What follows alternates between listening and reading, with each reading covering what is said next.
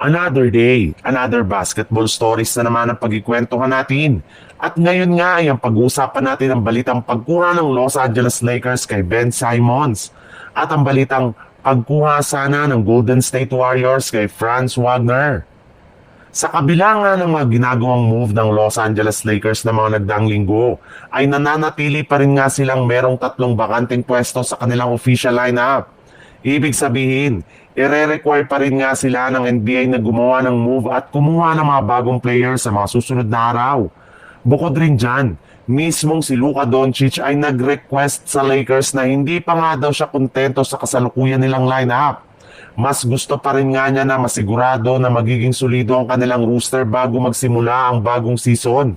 Kaya dahil nga dyan, ay mukhang hindi pa nga rin talaga tapos ang Lakers sa paggawa ng trade o pagkuha ng mga players sa free agency market. Lalo pat hindi nga dito ang available na siguradong makakatulong kina Luka Doncic at LeBron James.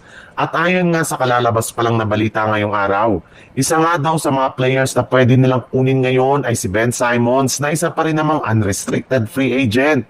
Ngayon, since wala pang ang team ang kumukuha sa kanyang serbisyo, bagamat man nga hindi ganong kaganda ang kanyang naging performance last season, ay magagamit pa rin naman nga nila ito bilang isang small ball center.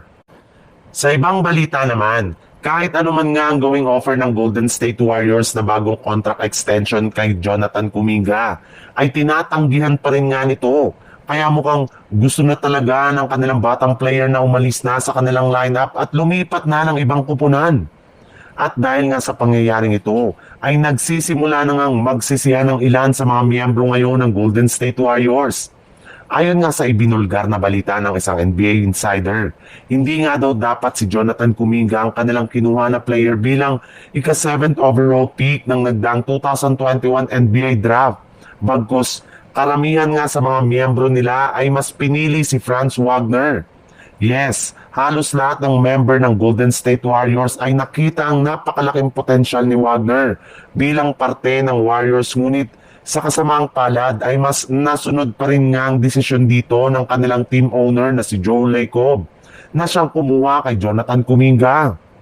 At makalipas nga ang ilang taon ay mukhang mali talaga ang naging desisyon ng kanilang team owner, gayong hindi na nga sakto ang gameplay ngayon ni Kuminga sa kanilang team. Kung sakasakali lang naman nga daw na si Wagner ang kanilang kinuha ay marahil ay mas naging fit pa nga ito sa laruan ng Golden State Warriors.